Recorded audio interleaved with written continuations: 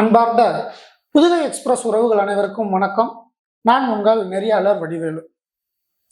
இன்று தமிழகத்தையே உலுக்கி கொண்டிருக்கும் ஒரு முக்கியமான சம்பவத்தை பற்றி தான் பேச இருக்கிறோம். கோவையில் நடந்த கூட்டு பாலியல் வன்கொடுமை அப்படிங்கிற ஒரு விஷயத்த 2 நாளா எல்லாருமே அறிஞ்சுக்கிட்டு இருக்கிறோம். அது விஷயமா பேசுறதுக்காக வழக்கறிஞரும் அரசியல் விமர்சகருமான திரு ஜெகன் சார் அவர்கள் நம்மோட இணைந்திருக்கிறார். வணக்கம் சார். வணக்கம் சார். சார், இப்போ 2 நாளாக நீங்கள் பார்த்துட்டு இருப்பீங்க, இந்த கோவை கூட்டு பாலியல் வன்கொடுமைன்னு ஒரு விஷயத்தை பார்த்துட்டு இருப்பீங்க. இது எப்படி ஏற்பட்டுச்சு, எதன் மூலியமா இது ஏற்படுறதுக்கான காரணமா அமைஞ்சிச்சு, கொஞ்சம் சொல்லுங்க சார். கோவையில் நடந்த சம்பவம் பெரும் அதிர்ச்சியை ஏற்படுத்தியிருக்கு. அந்த கோவையில் அந்த மாணவி, தனியார் கல்லூரி மாணவி சம்பவ இடத்துல கடுமையாக பாதிக்கப்பட்டதாக சொல்கிறாங்க. அந்த மாணவி தன்னுடைய காதலனுடையோ ஆண் நண்பரோ அந்த மாதிரி முழுசாக சரியான தகவல் தெரியல. காவல்துறையினுடைய முறையான விசாரணை தற்போது நடந்துக்கிட்டு இருக்கு. மாநகர காவல் ஆணையர் சரவண சுந்தர் அவர்கள் 7 படைகள் அமைத்து முறையான விசாரணைகளை நடத்தி தற்போது குற்றவாளிகள் 3 பேரை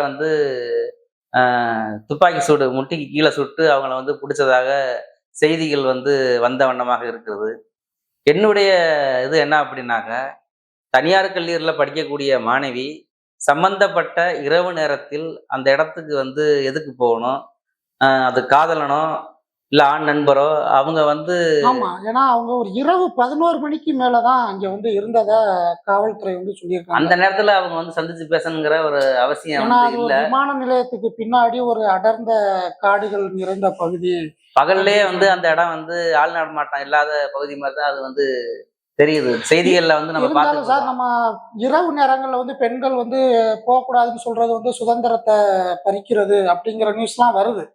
இருந்தாலும் நீங்க சொல்றது அங்க அந்த இடத்துக்கு போறது ஒரு காட்டுக்குள்ள எதுக்கு போய் காரை வச்சு பேசிட்டு இருக்கணும் அப்படிங்கிறது ஒரு நல்ல ஒரு இதுதான். இருந்தாலும் பெண்கள் இன்னுமே இரவு நேரங்கள்ல தனியா ரோட்லயே போக முடியல அப்படிங்கிற நிலைமை தானே சார் இப்பவும் இருந்துட்டு இருக்குது. அப்படி இல்லை, அப்படி நம்ம முழுசா சொல்லிட முடியாது.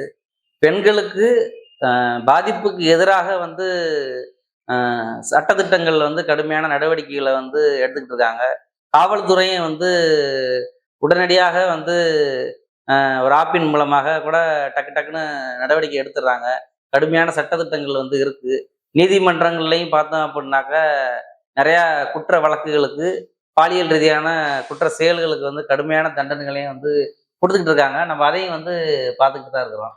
இல்ல சார், அந்த 3 குற்றவாளிகள் இருக்காங்களா, அவங்க எப்படி சார், கல்லூரியில படிக்கிறவங்களா இல்ல எதுவும் வேற வேலை பாக்குறவங்களா, அவங்க எப்படி அந்த இடத்துக்கு போனாங்க? சம்பந்தப்பட்ட குற்றவாளிகள் அவங்க அந்த 3 பேரையும் பார்த்தோம் அப்படின்னாக்க, சதீஷ், கார்த்திக், இவங்க 2 பேரும் சகோதரர்களா இருக்கிறாங்க. அவங்க சிவகங்கை மாவட்டத்தை சேர்ந்தவங்களா இருக்கிறாங்க. இவங்களுக்கு நண்பர்களா ஒருத்தர் அறிமுகமாகறாரு. மதுரை மாவட்டத்தை சேர்ந்த குணா அவர்கள் பழக்கமாகி அவங்க ஒன்றாக சேர்ந்து பயணிக்கிறாங்க. இந்த 3 பேர் மேலேயும் பார்த்தோம் அப்படின்னாக்க, தமிழ்நாட்டில் பல மாவட்டங்கள்ல குற்ற வழக்குகள்ல அவங்க இருக்குது. அதை மாநகர ஆணையர் இவங்க குற்றவாளிகள் லிஸ்ட்ல இருக்கிறாங்க. கல்லூரி மாணவர்களா இல்ல இவங்க இந்த மாதிரி சட்ட புறம்பான வேலைகளை செஞ்சு கொண்டு இருக்கிற அந்த கூலிப்படைகள் அந்த மாதிரி சொல்லுவாங்க, அந்த மாதிரி இதை சேர்ந்தவங்களா? எந்த மாதிரி கூலிப்படைன்னு நம்ம சொல்லிட முடியாது. அது முழுமையான விசாரணை நடந்துகிட்டு இருக்குது. இவங்களுக்கு வயசு பார்த்தோம் அப்படின்னாக்க 20, 21, 30 இந்த மாதிரி வயசு தான் இளம் வயதை சேர்ந்தவங்கள தான் அவங்க இருக்கிறாங்க. கொலை வழக்கு, வாகன திருட்டு, இது போன்ற வழக்குகள் இந்த ஒரு விஷயமே பண்றதுக்குமே அவங்க ஒரு ஊர்ல போய் ஒரு பைக்கை திருடிக்கிட்டு தான் இந்த இடத்துக்கு ஸ்பாட்டுக்கே இந்த சம்பவத்தை பண்ணாங்க அப்படிங்கிறது காவல்துறை சொல்லியிருக்காங்க. ஓகே சார், நாங்க என்ன கேட்குறோம்னா, அது ஒரு விமான நிலையம், ஒரு கோயம்புத்தூர் விமான நிலையம். அதுக்கு பின்னாடி இது இருக்குது அப்படின்னா போலீஸ் வந்து அங்க வந்து இந்த ரவுண்ட்ஸ்லாம் நைட் ரவுண்ட்ஸ் போறாங்க அப்படின்லாம் சொல்றாங்க. அப்ப போலீஸ் அந்த சைட்லாம் போறாங்களா இல்லையா? ஓகே, ஒரு அன்டயத்துல ஒரு கார் நிக்குது அப்படின்னா அவங்கள போய் வார்ன் பண்றது, அங்கிட்டு யாரும் குடிச்சிட்டு இருந்தாங்கன்னா அவங்கள இது பண்றது, இந்த மாதிரி இதெல்லாம் அவங்க பண்ணாங்களா அந்த இடத்துகள்ல? இல்ல திடீர்னு இப்ப நடந்த விஷயம் தானே அது? தமிழ்நாடு காவல்துறை வந்து தமிழ்நாட்டை பொறுத்தவரையும் சிறப்பான முறையில வந்து செயல்பட்டுக்கிட்டு இருக்கு. என்ன அப்படின்னாக்க, இரவு நேரமா இருக்கட்டும், பகல் நேரமா இருக்கட்டும், ரோந்து வர்றது, மாவட்டம் வாரியாக இருக்கக்கூடிய மாவட்ட கண்காணிப்பாளர்கள், டிஎஸ்பியா இருக்கக்கூடியவர்கள், ஆணையர்கள் வந்து தனித்தனி வந்து இரவு நேரங்களில் ரோந்து போறதுக்கு அவங்க வந்து தினமும் இன்னார் இன்னார் போகணும் அப்படின்னு சொல்லி ஒரு அட்டவணையை வந்து அன்னன்னைக்கு வந்து வெளியிட்டுறாங்க. அதே மாதிரி அந்த மாவட்டத்துல அந்த பகுதியில வந்து இந்த பகுதிக்கு ரோந்து வந்து போறாங்க அப்படின்னு அவங்க வந்து கொடுத்துருக்குறாங்க. காவல்துறையினர் வந்து ஒரு குறிப்பிட்ட குற்ற சம்பவங்கள் நடக்கக்கூடிய பகுதிகளில் பார்வையிடுறதும் ரோந்து போறதும், அது வந்து ஒரு மெயின் ரோடை கிராஸ் பண்ணி போறதும், அதுதான் அவங்களால வந்து முடியும். அவங்க போயிட்டு ஒரு அடர்ந்த காட்டுக்குள்ளேயும் ஆள் நடமாட்டமே இல்லாத பகுதிக்குள்ள யாருமே செல்ல முடியாத இடத்துக்குள்ளலாம் போயிட்டு காவல்துறையினர் வந்து பார்த்துக்கிட்டு இருந்துகிட்டு இருக்கவே முடியாது. ஏன் அப்படின்னா அவங்களுக்கு வந்து ஒரு அதிகமான பகுதிகள் வந்து கொடுத்துருப்பாங்க. அவங்களுடைய பணியை வந்து அவங்க வந்து செஞ்சுக்கிட்டு இருக்கிறாங்க. இந்த சம்பவம் வந்து பார்த்தோம் அப்படின்னாக்க, நேரம் வந்து இரவு நேரத்துல வந்து இந்த சம்பவம் வந்து நடந்திருக்குது.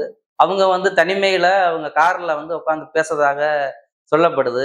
இத வந்து மது போதையில இருந்தவங்க வந்து இந்த ஆண் நண்பரை வந்து தாக்கி தகாத முறையில இந்த தனியார் கல்லூரி மாணவியிடம் வந்து இந்த குற்றவாளிகள் வந்து கூட்டு பாலியல் வன்கொடுமை வந்து செஞ்சிருக்கிறாங்க அப்படிங்கிறத வந்து விசாரணையின் மூலமா வந்து உறுதி செஞ்சிருக்காங்க. அந்த பொண்ணு வந்து மருத்துவமனையில வந்து தீவிர சிகிச்சை பிரிவுல இருந்து சிகிச்சை அடைஞ்சுக்கிட்டு இருக்காங்க அப்படிங்கிறது வந்து சொல்லப்படுது. காவல்துறையின் சார்புல கூட்டு பாலியல் வன்கொடுமை பிரிவுல அவங்க மேல வந்து வழக்குகள் வந்து கடுமையாக போடப்பட்டிருக்குது. ஒரு சரியான நடவடிக்கை வந்து இவங்களுக்கு கிடைக்கும் அப்படிங்கிறத எதிர்பார்க்கிறோம். போலீஸுக்கு இந்த தகவல் எப்படி கிடைச்சிச்சு? அந்த ஆண் நண்பர் கொடுத்தாங்களா? இல்ல எதன் மூலியமா போலீஸுக்கு கிடைச்சு அந்த ஸ்பாட்டுக்கு போனாங்க? இந்த 3 பேரையும் வந்து சுட்டு பிடிச்சதா சொன்னாங்க. அது வந்து அதிகாலையில சுட்டு பிடிச்சாங்களா? இல்ல இந்த 3 பேர் தான் இந்த குற்றத்த செஞ்சது அப்படிங்கிறத போலீஸ் எப்படி சார் கன்ஃபார்ம் பண்ணி அவங்கள வந்து சுட்டு பிடிச்சாங்க? கோவை மாநகர ஆணையர் சரவண சுந்தர் அவர்கள் வந்து முறையான அறிவிப்பை வந்து கொடுத்துக்கிட்டு இருக்கிறாங்க. அதை நம்ம வந்து பார்த்துக்கிட்டு இருக்கிறோம். அவங்க வந்து காலையில தான் அந்த குற்றவாளிகளை வந்து தேடி கண்டுபிடிச்சிருக்காங்க. அது எப்படி அப்படின்னாக்க, சுற்று வட்டார பகுதிகள் முழுவதும் வந்து 200, 300க்கு மேல சிசிடிவிகளை வந்து முறையா வந்து ஆய்வு செஞ்சு 7 தனி படைகள் வந்து அமைச்சு இந்த குற்றவாளிகளை வந்து முட்டிக்கு கீழே சுட்டு வந்து பிடிச்சிருக்காங்க. இந்த குற்ற சம்பவம் வந்து இரவுல வந்து நடந்திருக்கு. மக்கள் அனைவருமே இப்ப வந்து இந்த முட்டிக்கு கீழ சுட்டாங்க அப்படிங்கிறாங்கல்ல சார். அத வந்து இந்த மாரி இதெல்லாம் தப்பு செய்றவங்களலாம், இது எதுக்கு முட்டியில சுடுறீங்க? நேராவே நெத்தியில சுட்டு அவங்களலாம் கொன்றலாமே! இந்த தப்புகள் மீண்டும் மீண்டும் நடந்துகிட்டே தானே இருக்கு. இதுக்கு எப்படிதான் இவங்க வந்து சட்ட ரீதியா இத சந்திச்சாலும் திரும்பவும் ஜெயிலுக்கு போயிட்டு ரிட்டர்ன் வந்தா இந்த மாரி பிரச்சனைகள தான் பண்றாங்க அப்படின்னு சொல்றாங்க. மக்கள் சொல்ற மாரி அவங்கள சுட்டுட்டாலே இந்த பிரச்சனை தீர்வு ஆயிடுமா?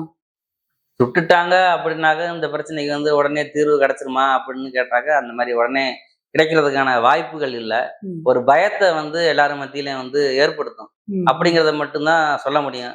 ஒரு விழிப்புணர்வை வந்து அரசு சார்புல ஏற்படுத்திட்டு தான் இருக்கிறாங்க. பல்வேறு விதமான நடவடிக்கைகளை வந்து எடுத்துட்டு தான் இருக்காங்க. கடுமையான சட்டங்கள் மூலமாக கடுமையான தீர்ப்புகள் வந்து நீதியரசர்களால் வந்து வழங்கப்பட்டுட்டு தான் இருக்குது. அதை நம்ம வந்து எல்லாருமே பார்த்துக்கிட்டு தான் இருக்கிறோம். இல்ல சார். இப்ப அரபு கண்ட்ரிலலாம் பார்த்தீங்கன்னா, இந்த மாரி தவறுகள்லாம் நடந்துச்சுன்னா, உடனே ஸ்பாட்லயே அந்த பனிஷ்மென்ட் குடுத்துர்றாங்க. அவங்களுடைய கலாச்சாரம் வேற, நம்மளுடைய கலாச்சார ஆனா மரபுகள் அங்க வந்து பாதிக்கப்படுறது என்னமோ எப்பவுமே பெண்கள் தானே. பெண்கள் கலாச்சாரங்கள் பாதிக்கப்படுறாங்க. வேறையா இருந்தாலும், பெண்கள் தானே அந்த இடத்துல பாதிக்கப்படுறாங்க. அவங்களுக்கான ஒரு எண்ணமே வந்து ஒரு முழுமையான இது கிடைக்கலன்னு தானே நம்ம வந்து எடுத்துக்கிற மாரி இருக்கு. பாதுகாப்பு. பெண்கள் பாதிக்கப்படுறாங்க, ஆண்கள் பாதிக்கப்படுறாங்க அப்படிங்கிறத தாண்டி, அந்த இடத்துல அந்த ஆண் நண்பர் ஒரு இன்னும் அழுத்தமாக வந்து தாக்கப்பட்டிருந்தாக்க, அவருடைய உயிர் கூட போற நிலைமைக்கு கூட சூழ்நிலைகள் வந்து ஏற்பட்டிருக்கு. தமிழ்நாடு மட்டும் இல்ல, மற்ற மாநிலங்கள்லயும் கூட தினம்தோறும் பாலியல் தொந்தரவுகளும், பாலியல் கொலைகளும், இந்த மாதிரியான பிரச்சனைகளை வந்து நம்ம வந்து செய்தியின் வாயிலாக டெய்லி நம்ம வந்து பார்த்துக்கிட்டு தான் இருக்கிறோம். இது வந்து ஒரு புதுசா வந்த செய்தின்னு நம்ம சொல்லிட முடியாது. மாவட்டந்தோறும் நடந்துகிட்டு தான் இருக்கு. இது வந்து எந்த மாதிரி நடவடிக்கைகள்லாம் இருந்தா இத குறைக்கலாம்? இது வந்து இப்ப ஆளும் திமுக அரசுக்கு வந்து இது ஒரு பெரிய அரசுக்கு ஒரு இதா தான் இருக்குது. வீண் பழியா தான் இருக்குது. சட்டம் ஒழுங்கு வந்து சரியில்ல அப்படின்னு எதிர்க்கட்சிகளா இருக்கட்டும், இப்ப அதிமுகவா இருக்கட்டும், பிஜேபி, அ தவேகா இவங்க எல்லாமே இன்னைக்கு வந்து போராட்டங்கள் பண்ணாங்க. இது வந்து ஒரு ஆளும் கட்சிக்கு வந்து ஒரு பெரிய இழப்பீடு தானே! அப்படித்தானே இருக்கு. அப்ப அவங்க என்ன மாரி நடவடிக்கைகள காவல்துறை வந்து எடுக்கணும்னு அவங்க அறிவுறுத்தணும்? ஆளுகின்ற திமுக அரசுக்கு வந்து கலக்கத்தை ஏற்படுத்திருச்சு அப்படிங்கிறத நம்ம வந்து பெருசா வந்து சொல்ல முடியாது. ஏன் சொல்ல முடியாது அப்படின்னாக்கா, ஒவ்வொரு பீரியட்லயுமே அது அதிமுக பீரியடா இருக்கட்டும், திமுக பீரியடா இருக்கட்டும், இது வந்து மாவட்டம் வாரியாக அப்பப்ப நடக்கக்கூடிய சின்ன சின்ன நிகழ்வுகள் தான் இது வந்து ஒரு மீடியாக்காரவங்க வந்து பெருசா அத பேசி வந்து ஏற்படுத்திடுறாங்க. நெறைய செய்திகள் இல்ல வந்து எப்படி தெரியாமலே இருக்கு. சொல்றீங்கன்னா வந்து கிராமத்திலயும் இது வந்து நெறைய நடந்துட்டு எல்லா இருக்கு. இடங்கள்லயும் ஆனா அது நடந்துட்டு தான் வந்து இருக்கு. வராம இருக்குது. ம். பெரிய பெரிய இதுகள்ல நடக்கிறது வெளியில வந்துருது. ஆமா. ஆனா தினந்தோறும் வந்து யாரோ ஒரு பெண் வந்து பாதிக்கப்பட்டு தான் இருக்காங்க. பாதிக்கப்பட்டுட்டு தான் இருக்கிறாங்கன்னு ம். சொல்ல வர்றீங்க. ஆமா. தினந்தோறும் பாதிக்கப்பட்டு தான் இருக்கிறாங்க. ம். நான் வந்து என்ன சொல்ல வரேன், இப்ப 3 குற்றவாளிகள் வந்து மது போதையில் அப்படிங்கிறத வந்து பார்க்கணும். மது போதையில் அந்த தனியார் கல்லூரி மாணவிய வந்து கூட்டு பாலியல் பண்ணாங்க. ஆமா. அது அதுல பக்கத்துல இருந்த 2 பேரும் நாம் தமிழர் கட்சி கூட அந்த ஒயின் ஷாப் அத வந்து அடிச்சு நொறுக்கி, இதனால தான் இங்க வந்து குடிச்சுப்புட்டு இந்த இடத்துல வந்து இருக்கிறாங்க. அத வந்து வரவேற்கிறேன். அப்படிங்கிறதெல்லாம் அந்த மதுபான ஆலைய அந்த இடத்த வந்து அடிச்சு நொறுக்குனத நான் வந்து வரவேற்கிறேன். என்ன அப்படின்னாக்க, மதுவால் அந்த மாணவி வந்து பாதிக்கப்பட்டார் அப்படிங்கிறது வந்து மிகவும் வருத்தத்துக்குரிய ஒரு செய்தியா இருக்கு. அரசு வந்து என்ன பண்ணணும்? ஆட்சிக்கு வர்றதுக்கு முன்னாடி என்ன சொன்னாங்க? மதுபான கடைகள வந்து படிப்படியா நாங்க வந்து குறைக்கிறோம். அப்படிங்கிறத வந்து குறைச்சிருக்காங்களே சார். இல்ல அப்படி சொல்லக்கூடாதுல்ல. அவங்களும் லிஸ்ட் எடுத்து, இப்ப ஒரு 500 இருந்துச்சு அப்படின்னா, அதுல ஒரு அப்படி 150 இல்ல. மேல ஹைகோர்ட் ஆர்டரே குறைச்சிருக்காங்க. வந்து பைபாஸ் சாலைகள்ல மதுபான ஆலைகள் வந்து இருக்கக்கூடாது அப்படின்னு சொல்லி உத்தரவே போட்டிருக்கிறாங்க. அப்படி இருக்கும் பட்சத்துல இன்னைக்கு இருக்கக்கூடிய பெரு நகரங்கள்ல, பெரும் இடங்கள்ல வந்து பெரிய பெரிய பெரிய அரசு மதுபான கடைகளே வந்து இருக்குது. அது மட்டும் இல்லாம கிளப்பு அப்படிங்கிற தனியார் மதுபான கூடங்கள் வந்து அமைக்கப்பட்டு, இன்னைக்கு வந்து எல்லாருமே வந்து இளைஞர்கள் வரையும், முதியோர்கள் வரை அதிகமா படிக்கக்கூடிய மாணவர்கள், கல்லூரியில் படிக்கக்கூடிய மாணவர்கள் எல்லாமே வந்து மதுவுக்கு அடிமையாகக்கூடிய சூழ்நிலை வந்து ஏற்பட்டுக்கிட்டு இருக்கு. சின்ன வயசு, பெரிய வயசுன்னு கூட பார்க்காம இது வந்து ஒரு கலாச்சார சீரழிவா வந்து தமிழ்நாட்டுல அதிகமா போய்க்கிட்டு இருக்கு. இந்த மதுவ வந்து சொல்லப்போனா நம்மளோட இத வந்து பிரிக்கவே முடியாதுங்கிற ஒரு மாரி தான் இருக்கு. கவர்மெண்ட்டா பல சட்ட நடவடிக்கைகள மேற்கொண்டாலும், இந்த மதுவ வந்து இளைஞர்களா இருக்கட்டும், இல்ல வயது முதிர்ந்தவர்களா இருக்கட்டும், அவங்கள மத்தியில வந்து இது வந்து பெரிய இதாவே தெரியல அவங்களுக்கு இந்த விஷயங்கள் வந்து. ஆனா அவங்கவங்க வீட்ல நடந்தா தான் இது வந்து ஒரு பெரிய விஷயமா தெரியுமோ! அப்படிங்கிறதும் மக்கள் பார்வையா தான் இருக்குது. அந்த இடத்துல வந்து. இந்த படிக்கிற இளைஞர்களுக்கு நெறைய பேர் வந்து விழிப்புணர்வுகள் குடுக்குறாங்க. குடுத்து காவல்துறையா இருக்கட்டும், அது ஒரு சமூக சேவர்களா இருக்கட்டும், நெறைய பண்றாங்க. இருந்தாலுமே, இந்த விஷயங்கள் வந்து இதற்கு மேலும் இங்க நடக்கக்கூடாது அப்படின்னா, என்ன மாரி சட்ட விதிமுறைகள கொண்டுட்டு வரணும் சார்? அதாவது கல்லூரிகள்லயும் சரி, பள்ளிகள்லயும் சரி, மாணவ மாணவியர்களுக்கு பாலியல் கல்வி அப்படின்னு தனியா வந்து கல்வித்துறையில வந்து எடுக்கப்படுது. எல்லாருக்குமே எல்லா விழிப்புணர்வும் வந்து அரசின் சார்புல வழங்கப்படுது. கூடுதலா வந்து பெற்றோர்கள் தான் வந்து தன்னுடைய குழந்தைங்கள, மகன, மகள வந்து பாதுகாக்கக்கூடிய கடமையில வந்து இருக்கிறோம். அரசும் இருக்கு. அவங்க அனைவருக்குமே அந்த எங்க அக்கறை வந்து போறாங்க, எங்க வர்றாங்க இருக்கு. கண்டிப்பா இருக்கு. அப்படிங்கிறத ஓரளவுக்காச்சும் பெற்றோர்களும் வந்து அத வந்து பார்க்கணும். கண்டிப்பா பார்க்கணும். இப்ப உள்ளவங்க என்ன பண்ணிடுறாங்க, எல்லாருக்கும் ஒரு ஃபோன குடுத்துர்றாங்க. அந்த சமூக வலைதளங்கள்ல பொண்ணுங்க என்ன பண்றாங்க, பையங்க என்ன பண்றாங்கங்கிறத யாருமே பார்க்கறது இல்ல. இதனாலே கண்டிப்பா, நிறைய குற்றங்கள் நடக்கிறதுக்கான வாய்ப்புகள அவங்களே தான் உருவாக்கிக்கிறாங்கங்கன்னு தான் இத சொல்லவே வேணும், இந்த சம்பவத்த வச்சு. கண்டிப்பா, கண்டிப்பா. இப்ப வந்து அ மதுபானங்கள் கூடங்கள் வந்து பார்த்தோம் அப்படின்னாக்கா, எவ்வளவு தூரத்துல நகர பகுதியிலிருந்து தூரத்துல கொண்டு நீங்க வச்சாலும், மது அருந்துவர்கள் அத தேடி போயிட்டு அருந்துவாங்க. அது வந்து அரசுக்கு வந்து எந்த விதமான பாதிப்பையும் வந்து ஏற்படுத்தாது. அந்த துறையில அதற்கான வருமானங்கள் வந்து லாபமாக அது வந்து கிடைக்கத்தான் செய்யும். நான் சொல்றது நகர்ப்புறங்கள்ல இப்ப குற்றம் வந்து நடந்திருக்க இடம் பார்த்தீங்கன்னாக்கா, டவுனுக்குள்ள இருக்கக்கூடிய ஒரு இது விமான நிலையம் வந்து இருக்கிறதுக்கு பின்பக்கட்டே வந்து ஒரு இப்படி ஒரு சம்பவம் வந்து நடந்து ஒரு அதிர்ச்சியை வந்து ஏற்படுத்தியிருக்கு. பெற்றோர்கள் மத்தியில ஒரு மிகப்பெரிய ஒரு கவலையை வந்து ஏற்படுத்திட்டு இருக்கு. இது வந்து இந்த செய்தியை வந்து இது ஒரு செய்தியா வந்து நம்ம வந்து பார்த்துட முடியாது. கோவையில் நடைபெற்ற அந்த கூட்டு பாலியல் வன்கொடுமை சம்பவத்திற்கு அந்த குற்றவாளிகளை வந்து கடுமையா அவங்களுக்கு வந்து நிரந்தர ஆயுள் தண்டனையை வந்து வழங்கணும் அப்படிங்கிறத இதன் வாயில வந்து நான் வந்து கேட்டுக்கிறேன். இது போன்ற ஒரு குற்ற சம்பவங்கள் வந்து இனிமேல் வந்து நடக்காம நம்ம எல்லாருமே வந்து ஒரு விழிப்புணர்வோட இருக்கணும்.